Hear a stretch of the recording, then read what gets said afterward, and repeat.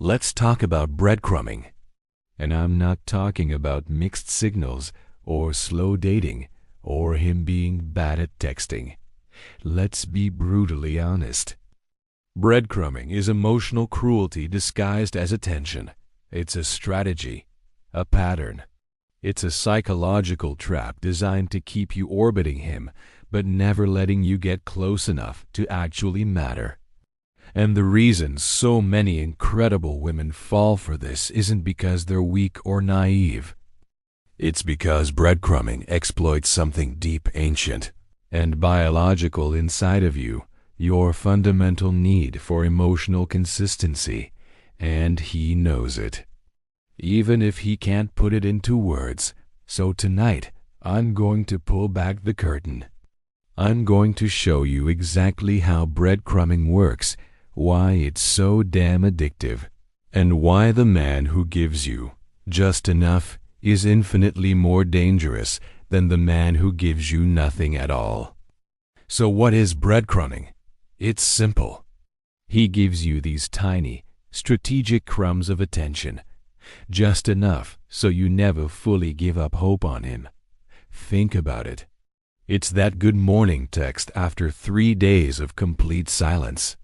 It's the vague, we should hang out soon, with absolutely no date attached. It's that little heart emoji on your Instagram story after he ignored your last message.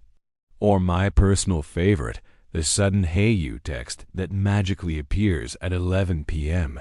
None of this is an accident. It's maintenance. He's keeping you emotionally warm, but just not warm enough to ever actually grow or feel secure. Breadcrumbing is the art of giving you hope without any responsibility.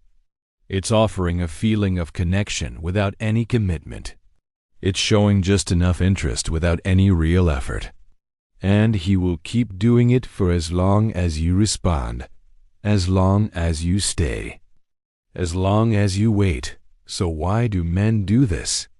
I've found there are 4 main, unspoken reasons. First, he loves the ego boost. You are validation without effort. Your attention without cost. You make him feel desired and wanted, even when he gives you almost nothing in return. It's a cheap high for his ego. Second, you're an emotional placebo. He doesn't actually want you. He just wants the feeling of being wanted by you. When he's lonely, bored, or needs a quick confidence hit, he knows he can reach out and get that feeling from you. You're not a person to him in those moments. You're a utility. Third, he wants the option, not the relationship. Breadcrumbing is how he keeps the door open without ever stepping inside. He wants you on the bench, just in case he decides he wants to play. He's keeping his options open, and you are one of them. And the fourth reason, the one that hurts the most, is that he knows you'll stay. Maybe you've stayed before. Maybe you've forgiven his disappearing acts. Maybe you've shown him your softness, your hope, your willingness to believe in the best version of him. Breadcrumbing only works on women who are willing to hope, and that is exactly why it feels like cruelty, because it is. It's preying on your best qualities. Now let's get into the psychology, because this is fascinating. Breadcrumbing activates the exact same dopamine reward cycle in your brain that makes gambling so addictive. Think about it. You don't get attention from him consistently. You get it unpredictably, randomly, unexpectedly, just like a slot machine. That unpredictability is what keeps you checking your phone. It keeps you on high alert. It keeps you responding instantly when he finally does reach out. It keeps you waiting for that next little hit of attention. This is a psychological principle called intermittent reinforcement, and it is the strongest form of psychological conditioning.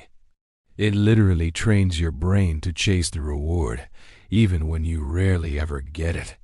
He doesn't need to be consistent. He doesn't need to be a good partner. He only needs to be just enough, just often enough to keep you hooked. And your brain, with all its beautiful hope and pattern seeking, fills in the rest of the story for him. You'll notice that breadcrumbers often follow a script. They reuse the same lines over and over because they work. They're designed to shut down conflict and maintain the status quo. So watch out for these classics. I've just been so busy with work. This is the #1 excuse. It makes him sound important and absolves him of all responsibility. Let's catch up soon. It sounds like a promise, but it's completely empty. Soon is a time frame that never arrives. You know I'm just not good at texting. This is a lie. Everyone is good at texting the person they genuinely want to talk to. It's a convenient way to lower your expectations. And the master of all manipulation, don't overthink it. This one is pure gaslighting. He's telling you that your valid emotional response to his inconsistent behavior is the problem, not the behavior itself. Other classics include "I miss you," "Kinda," or "The Late Night," "Wish You Were Here." Notice that none of these sentences actually move the relationship forward. They are fillers, placeholders. They're emotional debt that he has no intention of ever repaying.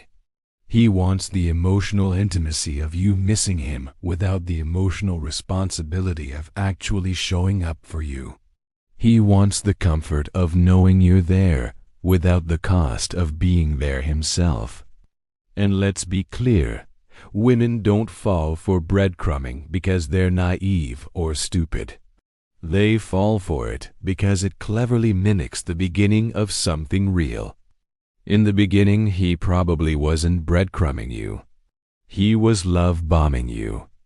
He was present, he was charming, he was consistent. You saw potential. You felt chemistry. You saw a version of him that he showed you once intensely and then never again. So you're not really falling for the guy who ignores you for days. You're falling for the emotional residue he left behind during that initial honeymoon phase. Breadcrumbing is so powerful because it tricks you into waiting for a version of him that no longer exists. Or maybe, and this is a hard pill to swallow, a version that never really existed at all. It was just an act. Here's the core truth you need to internalize. The breadcrumbs he gives you are not signs of his interest. They are definitive proof of his disinterest. Let me say that again. They are proof of his disinterest. A man who truly wants you doesn't need reminders to text you. He doesn't disappear for days on end without explanation. He doesn't send you crumbs when he could be offering you a full meal. A man who is genuinely into you, who wants to build something with you, feeds you consistently, openly, clearly. His effort is obvious. Breadcrumbing is not affection, it is control. It is management. It is emotional rationing designed to keep you in a state of perpetual hunger. And the moment you see it for what it truly is, a control tactic, you will stop craving it. It will no longer look like a treat. It will look like the poison it is. So how do you break free? Here's the truth you might not want to hear. You don't need closure. You don't need to have one final, dramatic conversation. You don't need to explain all your feelings in a long paragraph or ask him to explain his. Why? Because breadcrumbers don't change when you confront them. They just breadcrumb harder. They'll give you a big apology, a huge promise of change, a whole loaf of bread for once, just to get you to stay. And then, a week later, it's back to crumbs. There is only one strategy that works. You stop playing the game. No warnings. No long speeches. No, maybe one day fantasies. You leave the chat. You close the door. You disappear from his ecosystem the exact same way he disappeared from your emotional life, silently and completely. And that silence, your absence, will say everything you ever needed to say. Breadcrumbing is emotional cruelty. Full stop. And the moment you start treating it like cruelty instead of confusion, everything becomes crystal clear. You deserve so much more than crumbs from someone's table.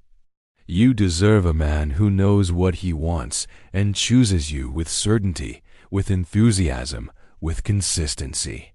If this helped you see a pattern that you've been stuck inside, subscribe for more content that tells the hard truths that can set you free.